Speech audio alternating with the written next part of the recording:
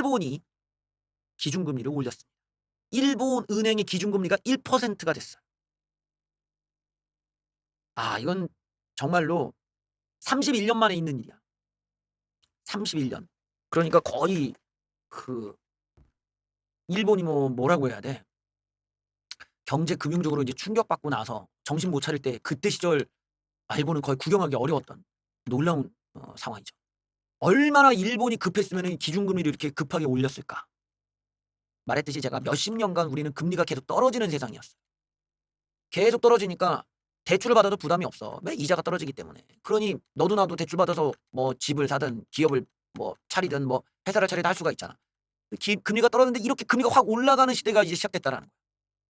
이런 시대는 우리가 잘 겪어보지 못했는데, 이러면은 대출을 받았다 하면은 이자가 올라가니까 죽는 거죠. 일본 은행이 기준금리를 31년 만에 최고 수준인 1%로 인상했다. 유가 상승으로 경제 하방이 흔들릴 위험보다 인플레이션 상승 압력이 높다고 판단한 것이다. 계속 동결했다가 결국에는 올렸어요. 일본이 올린다라는 건 상징적인 의미가 되게 크지. 일본은 거의 예금이라는 걸 되게 싫어하는 일본 은행의 정책 자체가 예금하지 마. 무조건 돈을 써라. 이걸 강요하는 나라라면 그걸 몇십 년간 하다가 지금 바꾼 거예요. 결국에는 31년 만에 최고 수준이 됐다. 일본 은행은 그동안 경기 둔화 가능성을 고려해 긴축에 신중한 입장을 유지했지만 물가 상승 압력이 심해지면서 긴축으로 가게 됐다. 물가 측면에서 고유가로 인한 가격 상승이 소비자에게 전가될 가능성이 높다고 판단하였다. 허허. 국채 매입 규모 축소 정책을 중단한다. 시장 안정 확보다.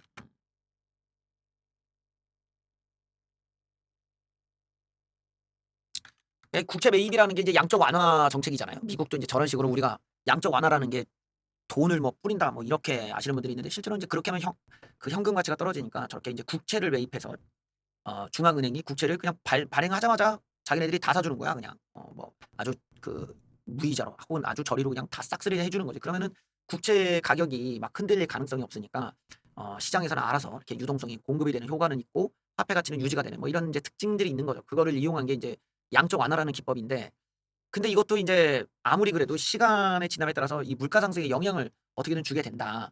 그런 걱정들이 많이 있었죠. 그래서 조절을 해야 돼. 얘네들이 이렇게 물가가 좀 오를 것이다. 이럴 때는 국채 매입을 우리가 안 하겠다. 이 금리를 좀 냅둬야 된다. 하면 알아서 이제 시장에서 금리가 올라가게 되는 효과가 생기죠. 이게 이제 전 세계에 미치는 영향이 있습니다. 스태그플레이션 공포가 시작되면서 한국도 이제 금리가 올라가게 될 것이다.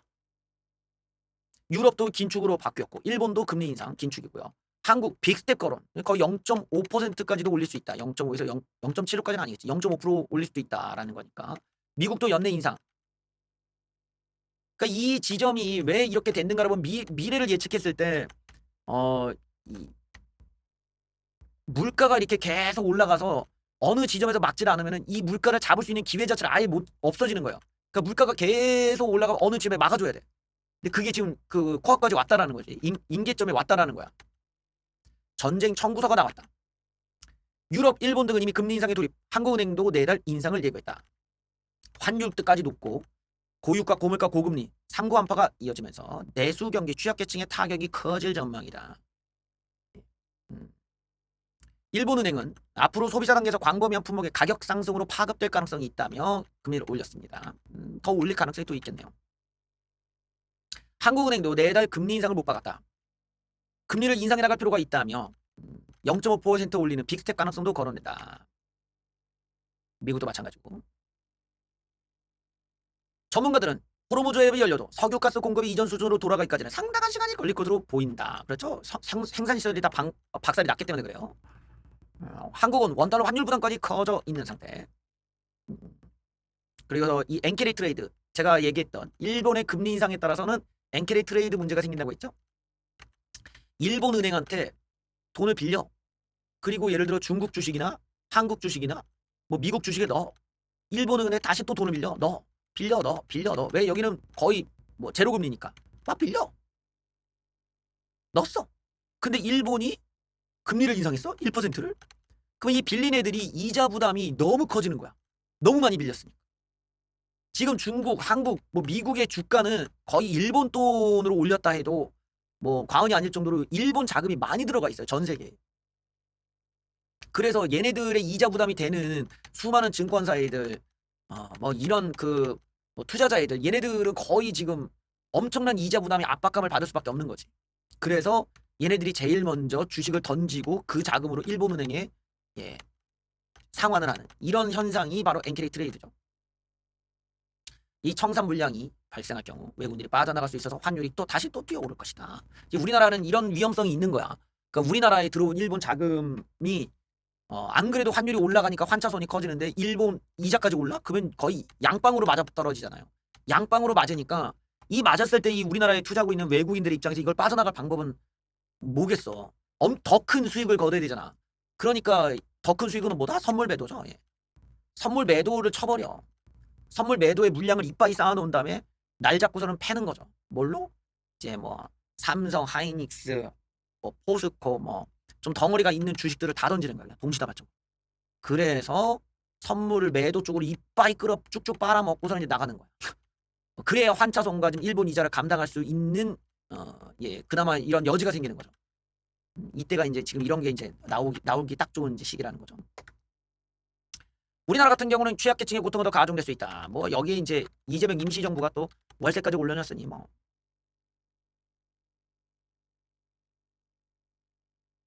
우리가 이런 경제 부분에 있어서 금융적인 변화가 올해 있을 거라고 제가 이제부터 얘기했는데 올해가 이제 그런 중요한 시기가 될 거다. 기존과는 다른 금융적인 세계가 열리고 그에 따라서 사람들의 삶도 엄청나게 바뀔 겁니다. 그래서 뭐 시장이 엄청나게 붕괴할 수도 있고 어떤 커다란 변화를 이제 겪게 되는 거죠. 꼭 우리가 아니더라도 어디 동남아 국가가 뭐 디폴트가 난다든지 뭐 채무 불이행이 난다든지 이런 것처럼 이 빚을 못 갚는 나라, 빚을 못 갚는 기업들이 이제 등장을 하고 작살이 날 수 있는 거죠. 개인도 마찬가지겠지만 이게 이자 부담이 커지니까 그런 거예요. 점점. 근데 특히 여기에 이제 취약한 곳이 이제 자영업자들, 또 서민들일 것이고 올라가면 좀 그동안 방만하게 운영을 했었던 그러니까 이자가 낮아지는 걸 믿고 방만하게 운영했었던 몇몇 회사들이 이제 작살이 나는 거죠. 그럼 마찬가지로 이제 투자자도 그런 사람들은 거의 뭐 손실을 엄청나게 보면서 돈을 잃을 수밖에 없는 이런 구도가 이제 나오게 됩니다.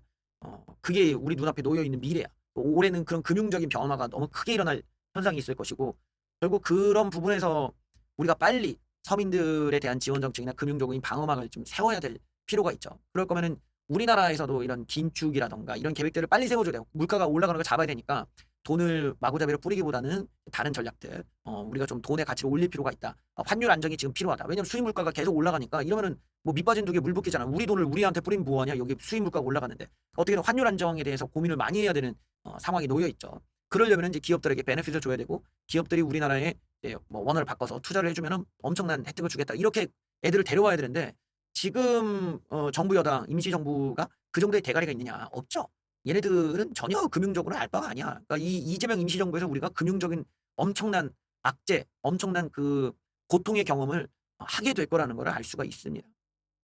얘네들이 왜 이렇게 좀 대책이 없느냐? 그냥 당대표 누가 먹냐에만 신경을 쓰니까 그런 거예요. 예, 지금 전 세계는 다 큰일 났는데 얘네는 되게 한가해. 증축내 당원이 뭐라 다시 뛸 것이다. 이재명과 친명부 씨네도 정책내는 혼자서 다리겠다고 하고 이재명은 얘를 또 견제하려고 하고 아니 윤석열 때 하던 거 똑같이 하고 있어. 정책내는 우리는 당원의 힘으로 지역부터 중앙까지 지도부를 구성해 다시 뛸 것이다. 이 당원의 힘이라고 얘기한 거면 결국에는 이제 1인 1표제를 우겨가지고 이 당내에 있는 운동권 기반의 전통적 민주당원들한테 표를 얻어서 정청래는 대표를 또 한번 하겠다라는 구도는 계획까지 다 드러낸 거죠. 이재명이 김민석을 친명 후보로 낙점하고 정청래 연임에 대한 불신을 표시했음에도 물러서지 않겠다는 뜻을 밝힌 것이다.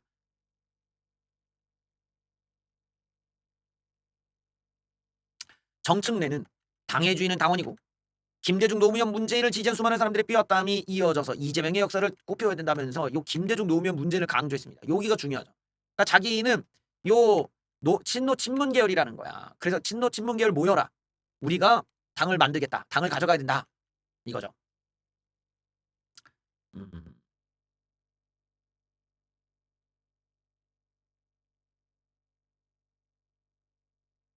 이재명도 이제 당에 욕심이 있다 보니까 얘도 지금 당의 그런 그 당권파의 그 확보에 대한 욕심을 드러냈단 말이에요.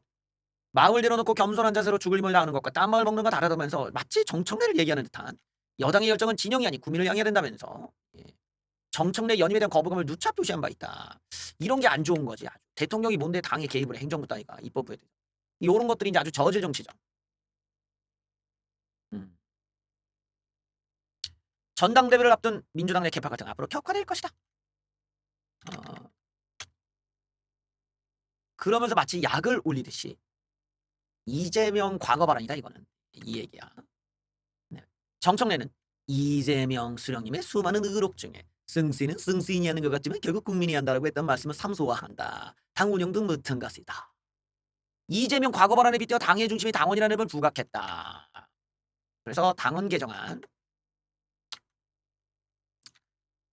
이렇게 좀 흘러가는 걸 보면은 당의 분위기, 그러니까 지금 나가는 상황에서 보면은 1인 1표제를 해갖고 정청래가 좀 유리해질 수 있다라는 생각은 가질 수가 있겠죠. 아무래도 그 전통적 당원들이라면 당연히 친노, 뭐 김대중, 노무현, 문재인 때부터 계속 있었던 사람들일 테니까.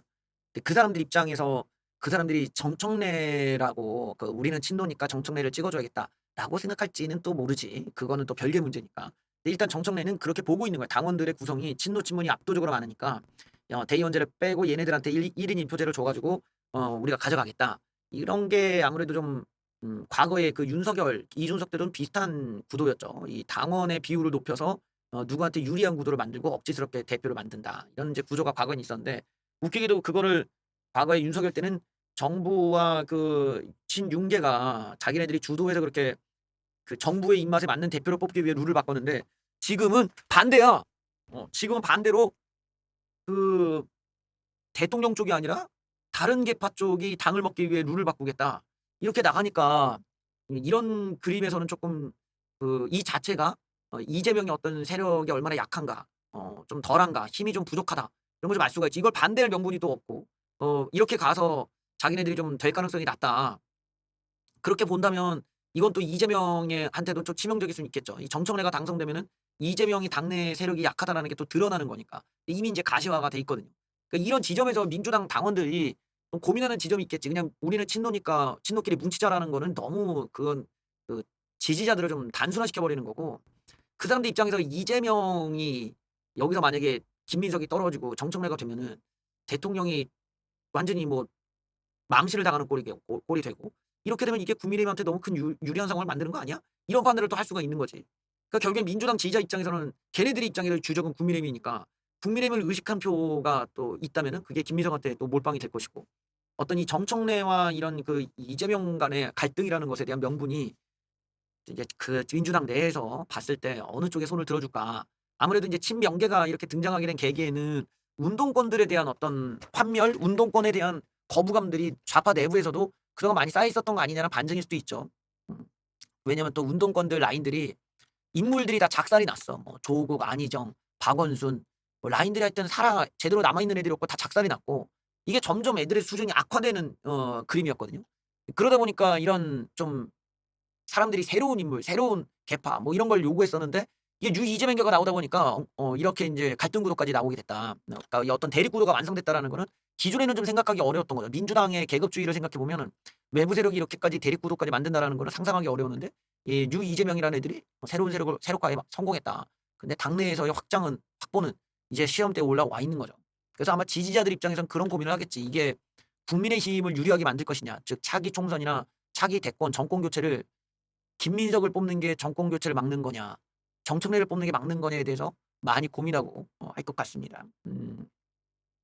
또 하나는 이제 변수가 저 과정에서 이제 누가 말실수를 하냐의 싸움일 거예요. 원래 좌파 애들은 말실수가 많잖아요. 이 쓰잘데기 없는 그런 과격 발언들, 뭐 태어나지 마라, 뭐 너를 어떻게 하겠다, 너의 어떤 생명에 대한 이야기나 어떤 성적인 발언들, 좀 개념 없는 발언들, 어떤 모욕적 발언 이런 것들은 이제 좌파들도 운동권들이 워낙 못 배우고 천박한 놈들이니까 그런 게 문연중에 나와. 그런 것들로 이제 한번 또 폭발이 일어나면 어느 쪽에 당원들이 좀 마음이 상해서 한쪽으로 또 몰아줄 수도 있겠지. 근데 그런 거에 대한 실수 가능성은 지금 운동권 쪽이 더 많죠.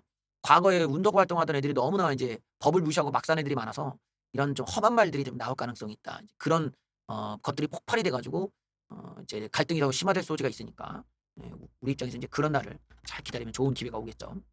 우파가 장기적으로 고통받을 수가 있었는데 이제 좌파 진영에서 이재명을 끝으로 이제 제시할 수 있는 대권 주자가 없다라는 점과 또 지들끼리 이제 자중질환을 했다라는 점, 선거 과정에서 개파 갈등을 끌어서 공천했기 때문에 말아먹었다라는 점, 또 이제 당권 싸움에서도 지들끼리 이제 갈등이 너무 심화될 거라는 점, 이런 것들은 정말 우리에게 정말 큰 기회가 됐다. 우리 입장에서는 이제 좀 내부적인 빌런이라면 장동혁이라고 할 수 있는데, 이 장동혁이가 자기의 직을 계속 유지하기 위해서 계속 엉뚱한 소재를 갖고 엉뚱한 주장을 하는 쪽으로 지금 물타기가 되고 있거든요. 그러니까 당이 현재 우리가 얘기해야 되는 어떤 민생, 그래서 이재명 정권에 대한 문제점들을 지적해야 될 때에 이 양반은 길바닥에서 마치 공산당 마냥 검문 검색을 하고 무슨 출입을 막고 이런 이상한 사람들 쪽에 서서 그거를 국민거리면서 거기서 같이 어울리고 있으니 이제 당의 이미지를 다 깎아먹고 있는 거거든요. 지금의 어떤 상황은 그동안 드러나지 않았던 합리적 보수, 샤이 보수가 선거 때 등장해줘서 구해준 거야, 우파를. 오세훈과 한동훈을 뽑아주면서 윤호기인들 니들 나가라. 그리고 이제는 새로운 우파가 돼야 된다라고 해서 한마디로 우파에게 그런 기회를 주셨는데 그 기회를 엉뚱하게 장동혁 지가 먹으려고 하다 보니까 이상한 애들과 좀 어울리면서 이상한 그림으로 가고 있습니다. 한동훈이 한마디 했어요. 이재명 정청래도 밥그릇 싸먹고요. 장동혁도 재선거 연명 도구로 재선거를 이용하고 있습니다. 선거 소청 제기를 한 거는 일종의 선동이다. 예, 지지율 상승은 장동혁이 없었으면 더 올라갔을 거다. 이제 국내 긁어. 예.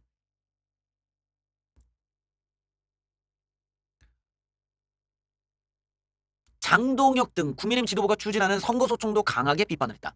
재선거 추정은 시민의 목소리를 공감하지만 그런데 정치인이 책임없이 거기에 올라타서 너무도 속보이게 연명의 도구로 사용하고 있다. 이건 나쁜 정치다.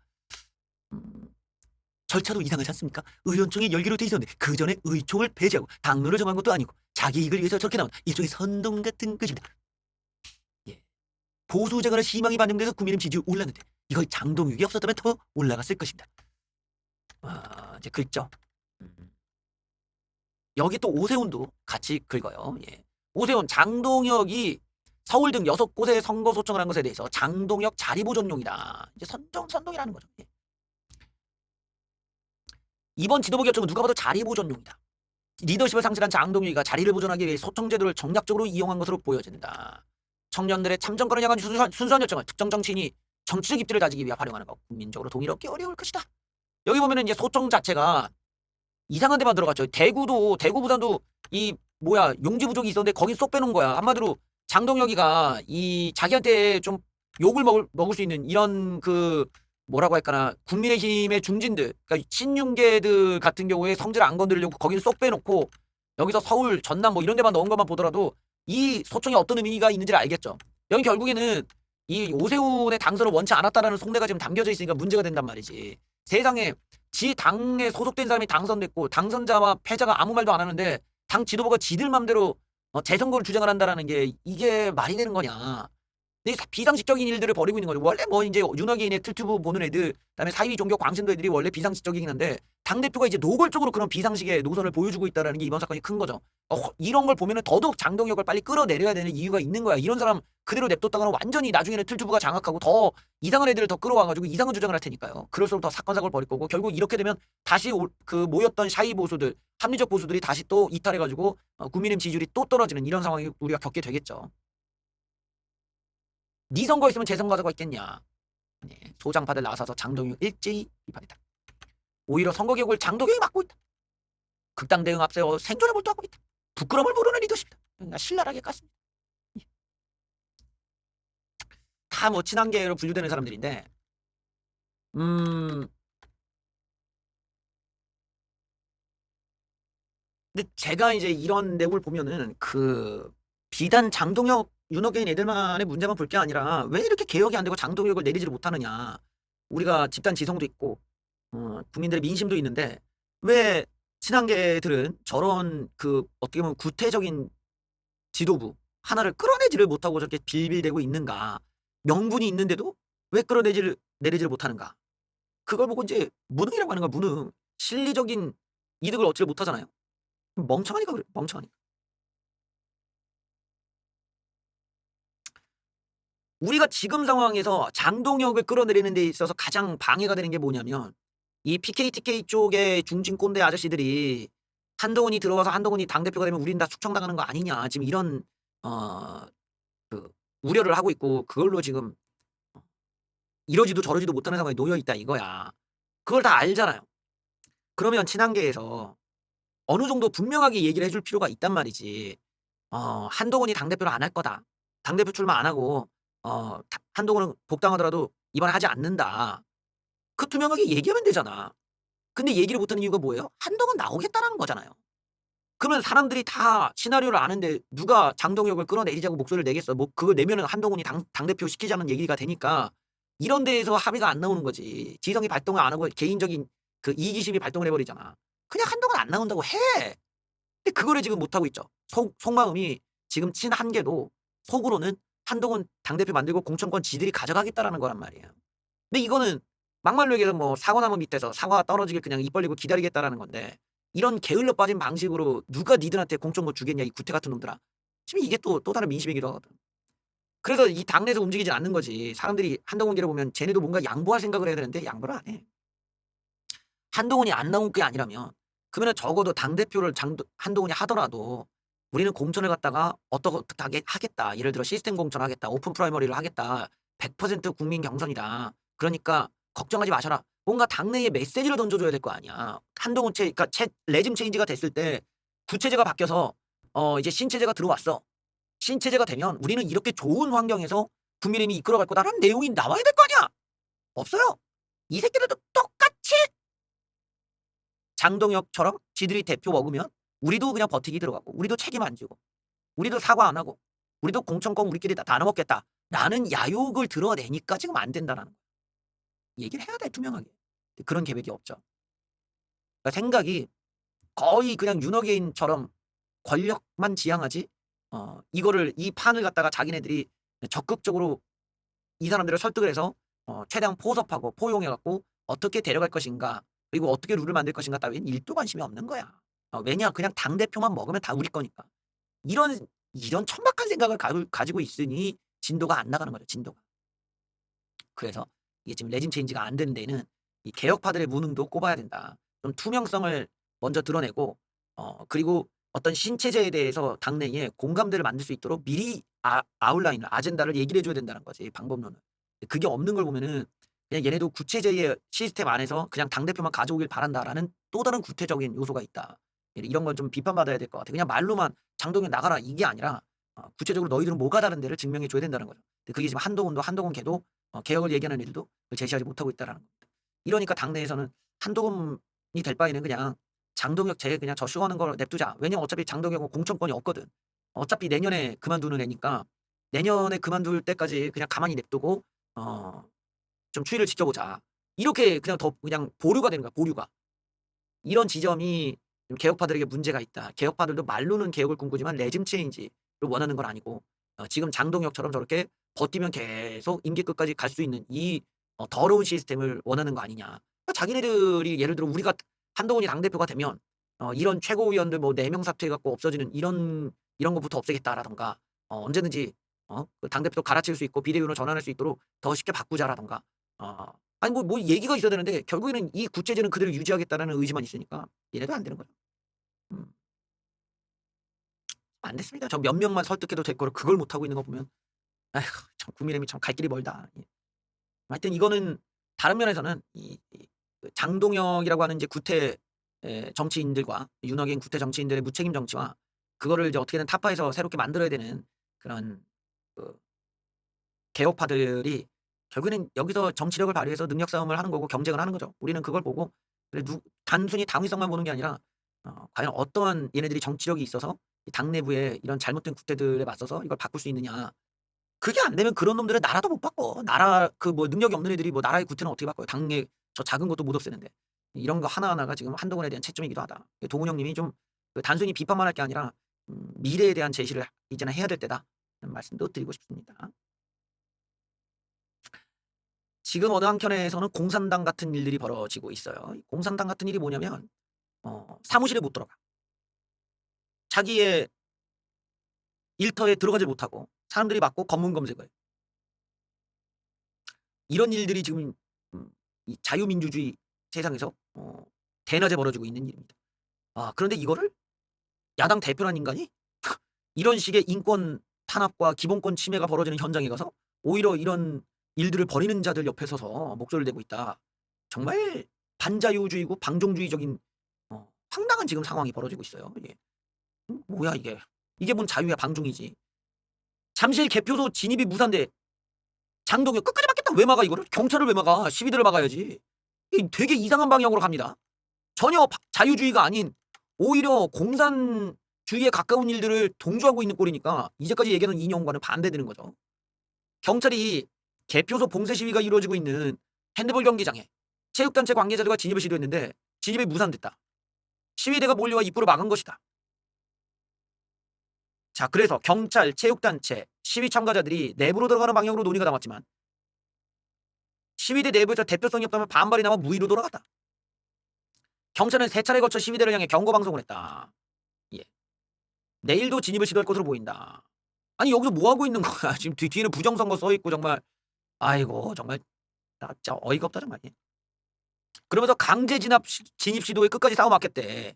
아니 이게 말이 되는 거냐고. 공권력에 대해서 내가 이 시위 때도 그랬지만 우파라는 게 공권력을 오히려 더 그 힘을 주고 법을 어기는 그런 노조나 불법 시위자들에 대해서 응징을 해주는 걸 우파가 원했는데 오히려 반대가 돼 있잖아. 언제부터 우파가 저런 식의 불법적인 행동을 하는 시위대 편을 들었냐고요. 그러면 뭐 정규직 노조는 왜 욕했냐? 그동안 무슨 뭐 북한 찬양하는 놈들 시위했을 때는 그거 왜 욕했어? 어디 막 그 이순신 동상 막 위에 올라가고 어디 건물 위에 올라가고 막 깽판 치던 그런 애들은 왜 욕했냐? 일반 시민들이니까 그냥 봐주지. 이제는 일터도 못 들어가게 막는 이런 불법적인 행위를 옹호한다고? 그게 시민이 어쩌고 국민이 어쩌고. 아니 국민이란 소리를 들을 거면 이 나라 시스템을 존중해야 될 거 아니야. 우리나라 시스템을 부정하고 법도 지킬 생각이 없는 사람이 어떻게 우리나라 국민이라고 얘기를 해. 이런 상황에서 야당 대표가 저기에 그것도 우파 정당의 대표라는 사람이 저기 가 있는 것도 이상하잖아요. 왜 불법적 행위, 반헌법적 행위, 타인의 기본권과 자유를 억압하고 침해하는 행위, 이 모든 자유를 침해하는 행위가 저 시위대들이 벌이고 있는데 거기에 자유주의를 외치는 정당의 대표가 저기 왜 가 있냐고. 그 행위를 왜 옹호하냐는 거야. 그러니까 이걸 보면 벌써 우파 정당이 이념성이 다 박살났고 이념이 없는 애들이 지도부가 돼 있다는 게 딱 증명이 되잖아요. 결국 진입에 실패해가지고 체육회장, 유승민 대한체육회장이 야당 대표를 쳐다보는 눈빛 좀 보십시오. 이 사람도 국민의힘인데 쳐다보고 있는 것 좀 봐. 이 대한체육회장이 아니 선수들 여기 들어가야 되고 물건 가져와야 되는데 대표란 사람이 메가폰 들고 딴짓 하고 있어 지금. 누군가의 일터, 누군가의 생계, 그리고 누군가가 정말 평생 훈련을 해서 이제 경기에 나가야 되는데 그거를 근거도 빈약한, 근거도 없는 그런 부정선거 같은 허망한 망상을 갖고 있는 사람들 때문에 그 사람들의 꿈이 짓밟히는 게 어딜 봐서 이게 정당하고 자유주의적인 겁니까? 근데 야당 대표가 지금 자기 살겠다고 저런 이상한 소리 하는 사람들의 편에 서 갖고 공권력을 무시하고 누군가 일터를 저렇게 막는 행위에 대해서 동조하고 있거나 혹은 거기에 도움을 주고 있는 꼴이 되고 상황을 해결하지를 못하잖아. 아니 자기가 갔으면은 여기 생계가 있으니까 이러면 안 된다. 이거 비켜주셔라. 시민 여기 있는 그 체육단체가 들어갔다가 물건 챙기고 나오셔야 된다. 아니 부당한 거에 맞서 싸우라고 우리가 정치 맡겼더니만 오히려 부당한 행위를 동조하고 부당한 행위 쪽에 서 있으면 어떡해. 그리고 해결도 못하고 있어. 저기에 과연 참정권 침해를 얘기할 자격, 염치가 지금 보입니까? 타인의 기본권을 침해하면서 과연 참정권 침해를 운운하는 게 얼마나 허망한 건지, 그리고 부정선거를 하는 사람들이 그렇게 자기네들이 선거제도의 어떤 그 합법적이고 무오류의 선거제도와 어떠한 부정부실도 없기를 바라면서 지들은 타인에 대해 이렇게 괴롭히고 고통을 주는 이런 오류투성과 모순투성이의 행위들을 뭐라고 설득하고 합리가 되냐 이거야. 저런 행동이 가능한 것이 그냥 단순히 뭐 저 사람들의 어떤 신념이다 이게 아니라 그냥 저 행위 모든 것들이 합쳐서 그냥 사이비 종교화 된 거예요 지금. 우리가 제대로 된 교육받고 사회화가 됐다면 지금 내가 하고 있는 행위가 남을 괴롭히고 민폐구나 이러면 안 되겠구나가 나올 텐데 아나무인이잖아. 아나무인이야? 아나무인. 자기네끼리 이제 합의를 합니다. 지들끼리 거기서 체육단체, 시위대, 경찰 모여가지고 합의를 한대. 경찰도 웃기지. 합의를 한 게 뭐냐? 같이 들어가. 방송국 생중계를 해. 그래서 전자기기가 아닌 다른 체육 물건만 갖고 나오겠다. 나와서 시위대들이 그거를 수색을 하겠다 이거. 검문 검색을 해서 안에 뭐가 있는지 수색까지 하는 것까지 합의가 됐어. 그렇게 해서 들어가기로 한 거야. 이것도 웃기잖아. 시위대가 지들이 뭔데 수색을 하냐는 거야. 건방지게. 공산당이야? 아니 지들이 하고 있는 짓이 완전히 중국 공산당인데 지금. 대낮에 남의 물건을 왜 지들이 수색을 해. 그런 권한 자체가 없는데 이걸 허용한 경찰도 웃기지만 엉망이야 엉망 지금. 그래서 내가 저런 현상을 보면요. 저기는 결국에는 이제 다른 종교인들 그런 각각 다른 류의 종교 쪽에서 나온 사람들과 그다음에 다른 툴투브를 추종하는 그런 사람들 그리고 각자가 또 지지하는 성향이 다른 사람들 이런 사람들이 모여있기 때문에 서로가 어쩔 수 없이 무한대의 그 불신과 또 프락치모리 일종의 이제 메카시즘이죠. 메카시즘이 끝없이 일어날 수밖에 없는 거야. 얘가 빨갱이다. 중국 간첩이다. 이런 식으로 말이야. 정작 자기네들이 하고 있는 게 그런 건데 원래 이제 그 공산주의는 끝없이 그렇죠. 내부적인 불순분자들을 찾아서 숙청을 해야 되니까 저기도 불신의 지옥에 빠진 거야. 그래서 매번 할 때마다 불신이야 불신. 그러면 그 불신이 가다 보면 어디까지 가겠어요? 장동혁도 그 대상이 될 수밖에 없는 거예요. 장동혁이 저기에 있지만 결국 저기의 관계에 자기에게 화가 될 수도 있다. 저 불신의 지옥에서 자기만큼은 모두 믿어주겠지. 이건 순진한 발상이 될 거다. 오늘 현장에 또 놀라운 일이 있었습니다. 시위대끼리 싸웠어. 시위대가 시위자를 때렸다. 여기를 보면은 돌을 들고 시민을 폭행했다. 그러니까 시위 참가자가 때린 거예요. 되게 재밌는 동네야. 저쪽 동네는 폭력, 불법 뭐 이게 거의 일상화야. 잠실 개표소 시위 참가자 돌로 폭행. 야 무지막지하고만. 아니 대체 어딜 봐서 이런 애들이 참정권이 어쩌니 저쩌니. 아니 어딜 봐서 지들이 뭐 민주주의를 사수하네 어쩌니 소리가 나와. 누가 보더라도 이건 완전 원시 시대로 돌아간 것 같은데. 다른 시위 참가자들을 돌로 폭행한 남성이 경찰에 잡혔는데 인근에서 20대 남성과 60대 여성 시위자들을 돌로 폭행한 혐의. 놀랍습니다. 예.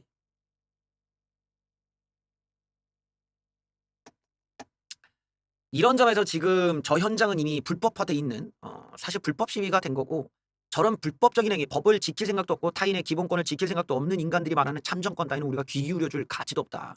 저런 모순된 인간들이 모두 다 법적 처벌을 받는 것이야말로 그게 진정한 자유민주주의가 되는 거겠죠. 우린 누구에게도 함부로 저렇게 일터가 막히고 또 내 물건이 검문 검색 당하지 않을 자유가 훨씬 더 먼저라는 거. 그래서 우리가 중국과 북한을 깔 수가 있는 건데 오히려 중국과 북한식의 행동을 하고 있는 저자들을 하루빨리 법적 처벌을 할 필요가 있다라는 생각이 듭니다. 그 다음에 참정권을 얘기하는 게 옳겠죠. 근데 저런 불법을 옹호하고 박수치는 인간들이라면 그런 덜 떨어진 놈들이 말하는 민주주의는 세상에 없다. 이렇게 볼 수가 있겠습니다.